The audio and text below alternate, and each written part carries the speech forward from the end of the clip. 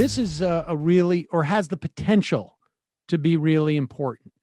This is a very good first step, but we need to see what this actually means for the Biden administration. As most people know, since the Obama administration, we have been supporting the Saudi assault, war, bombing campaign, genocide on Yemen. And it has created the worst human and humanitarian catastrophe, certainly in the world now, but maybe for decades. Joe Biden had this announcement to make yesterday. Today, I'm announcing additional steps to course correct our foreign policy and better unite our democratic values with our diplomatic leadership. To begin, Defense Secretary Austin will be leading a global posture review of our forces so that our military footprint is appropriately aligned with our foreign policy and national security priorities. It will be coordinated across all elements of our national security, with Secretary Austin and Secretary Blinken working in close cooperation. And while this review is taking place, we'll be stopping any planned troop withdrawals from Germany. We're also stepping up our diplomacy to end the war in Yemen, a war which has created a humanitarian and strategic catastrophe.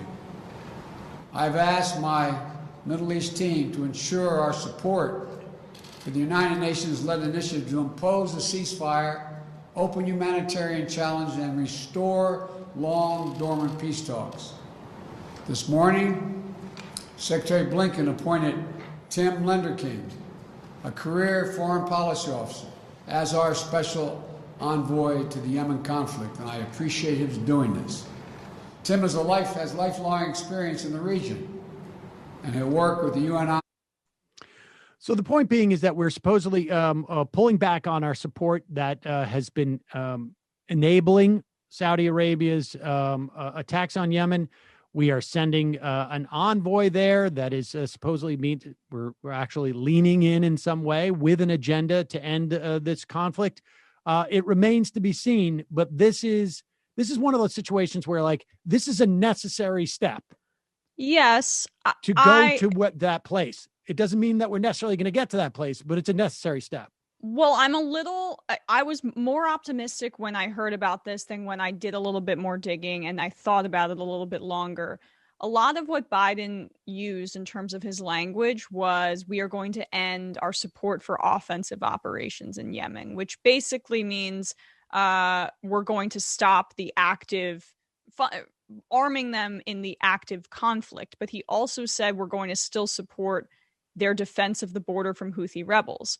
Now, obviously, the Saudis were the aggressor in the initial conflict in 2015. This was the same language that Obama used. And so that's a very wide breadth of things that could be used there.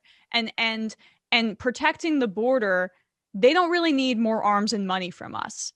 And the fact of the matter is that Houthi rebels control 70% of Yemen, and Trump just designated them a terrorist organization.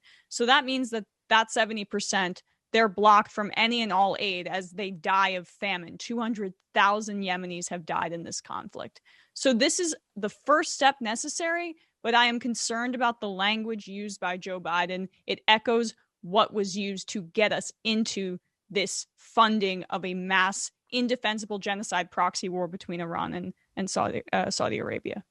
Yeah. So we will keep an eye on this and see where this heads, because, like I say, a necessary first step, but to really achieve what needs to happen there's a couple of more steps, and we will see where that leads.